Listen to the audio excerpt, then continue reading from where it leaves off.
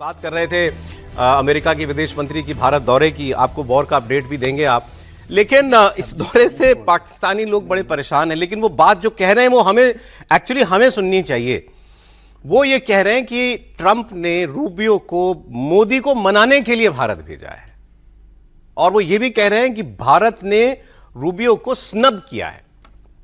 अपमानित शब्द नहीं इस्तेमाल करना चाहिए, स्नब का मतलब होता है भाई आपने थोड़ा सा अपना एटीट्यूड दे दिया। हाँ, हमने स्नब कर दिया, मतलब हमें आपका व्यवहार पसंद नहीं आया तो हमारा व्यवहार भी आपके साथ वैसे ही रहेगा। अब इसके लिए वो क्यों कह रहे हैं ऐसी बात, ये देखिए, एक तो ये डोभाल साहब के साथ उनकी मीटिंग हुई थी। ये जब वो उतरे ना एयरपोर्ट पर, तो पाकिस्तानियों ने देखा, भाई मेरी भी निगाह नहीं गई थी, पाकिस्तानियों ने नोटिस कर लिया कि भाई कौन आया रिसीव करने के लिए, रूबियो को रिसीव करने के लिए कौन गया। हमारे विदेश मंत्री भी नहीं गए, हमारा मेरे ख्याल से कोई और मंत्री भी नहीं गया, और उससे ऊपर की बात तो छोड़ ही दीजिए आप। तो वो कह रहे हैं यूजुअली ऐसा नहीं होता है, और ये तरीका है भारत का अमेरिका को जताने का कि तुम्हारा व्यवहार हमें पसंद नहीं आया। तो अभी ये जो मैडम ने बोला कि भाई ये भारत ने तो किसी को भी नहीं भेजा, ये भारत का तरीका था स्नब करने का। फिर कौन आता है पाकिस्तान में, जब जेडी वैंस उपराष्ट्रपति जाते हैं अमेरिका के, वो भी दिखाता हूँ 1 मिनट में। लेकिन सर ये बात सही है क्या, ये प्रोटोकॉल वाली बात, और क्या हमने लो रैंकिंग ऑफिशियल्स भेज दिए, ये स्नब है? मोटे तौर पर ऐसा होता है कि भाई विदेश मंत्री आए हैं तो कम से कम विदेश मंत्री स्तर का, या विदेश मंत्री नहीं है तो कोई एक एमओएस आ जाए, और विदेश सचिव भी वहां पर नहीं है क्योंकि विदेश मंत्री हैं तो उनके साथ। ये डेलिब्रेट है आपके हिसाब से?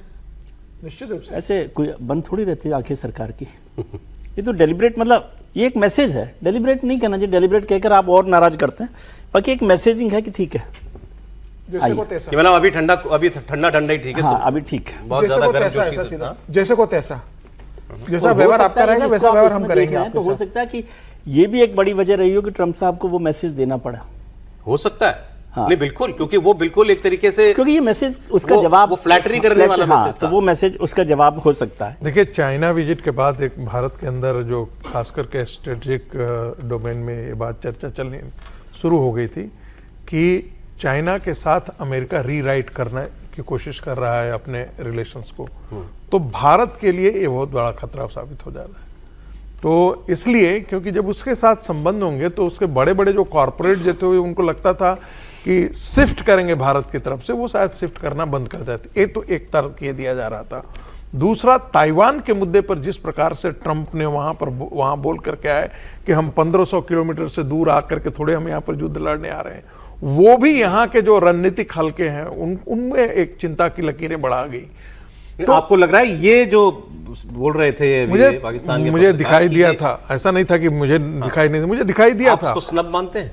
मुझे ऐसा लगता है कि उनके विजिट को कोई बहुत ज्यादा जैसे कोई तवज्जो देना, इस ढंग का नहीं किया। देखिए, जब भी आप छोटे स्तर के अधिकारी को आप भेजते हैं, मैंने मार्को रूबियो तो जैसा कि अभी कहानी कुर्सी में कहा गया, भाई सेकंड इन कमांड लगते हैं ना। बिल्कुल, जेडी वेंस के बाद यदि कोई सबसे ज्यादा वहां पर जेडी वेंस तो आजकल किनारे चले गए हैं। तो ऐसी स्थिति में वहां पर यदि बहुत उत्सुक रहता भारत उनको वेलकम करने के लिए, तो देता। एक मैसेजिंग भारत यहां से कर रहा है। ये बता दूं मैं आपको, ट्रंप का कार्यकाल जब खत्म होगा, अभी शायद 2 साल बाद, उसके बाद जो अमेरिका में चुनाव होगा, वो अभी ये लड़ाई अमेरिका में यही चल रही है कि रिपब्लिकन पार्टी का कैंडिडेट कौन होगा। जेडी वैंस आमतौर पर जो उपराष्ट्रपति होता है वो अगले चुनाव में राष्ट्रपति पद का उम्मीदवार होता है, लेकिन वहां ये अभी ये पोजीशन ओपन है। मार्को रूबियो भी हो सकते हैं, बिल्कुल, ये मतलब ये आदमी राष्ट्रपति का चुनाव भी लड़ सकता है। इसलिए मैंने कहा कि दूसरा सबसे ट्रंप ने कहा है कि मार्को रूबियो अब तक के अमेरिका के सबसे सर्वश्रेष्ठ विदेश मंत्री हैं। तो ये एक ढंग से तमगा भी दिया गया ना उनको। ठीक है, अब इस पर आप समीर जी की और हर्षवर्धन जी की राय की क्या स्नब था, इसकी बात करेंगे आगे। लेकिन फिर जो एक दूसरे पाकिस्तानी नेता हैं वो बता रहे हैं, इन्होंने तो बताया देखो हमारे वाले कैसे गए थे, हमारे वाला कौन गया था लेने के लिए, कोई बड़ा आदमी नहीं गया। उन्होंने बताया कि जब उनके यहाँ जेडी वैंस आए थे तो कौन कौन आए थे। अच्छा, उन्होंने तो भारत के तरफ से जो रिसीव करने गए उनके कपड़े तक रीड कर लिए। बोले तो ये नॉर्मल ऑफिस गोइंग क्लोथ्स जो होते हैं उनमें ही लोग गए, कोई सेरेमोनियल ड्रेस भी नहीं पहनी हुई थी किसी ने, कोई टाई सूट भी नहीं पहन के गया था। सुनिए।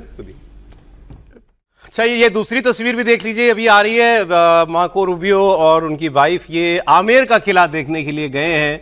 बहुत ही खूबसूरत है और वाकई देखने लायक जगह है।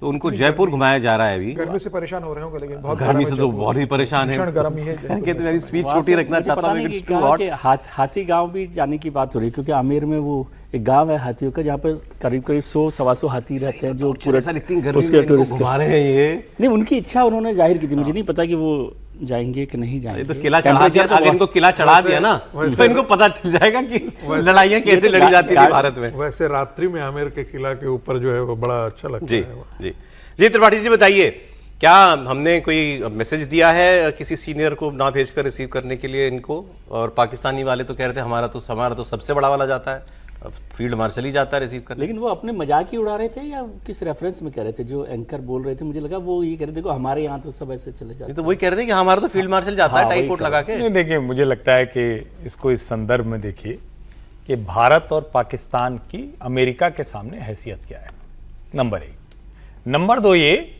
हमारा विदेश मंत्री जैसे अमेरिकी धरती पर उतरता है, वैसे ही अमेरिकी विदेश मंत्री भारत की धरती पर उतरता है।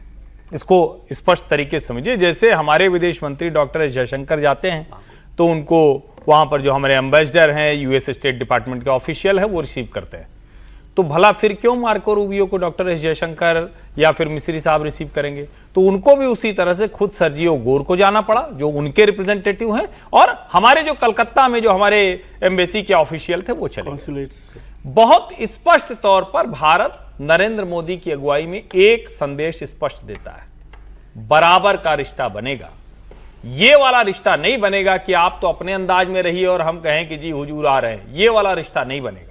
एक संप्रभु राष्ट्र जैसे व्यवहार करता है भारत, वैसे व्यवहार करता है। जहां तक रही बात क्या भारत ने इंपॉर्टेंस नहीं दी, बिल्कुल इंपॉर्टेंस दी है। मार्को रूबियो प्रधानमंत्री से मिलते हैं, मार्को रूबियो जयशंकर से मिलते हैं, मार्को रूबियो डोभाल से मिलते हैं, मार्को रूबियो पीयूष गोयल से मिलते हैं। और जो 250th इंडिपेंडेंस वाला जो अमेरिका का प्रोग्राम है, आप जरा उस प्रोग्राम को देखिए।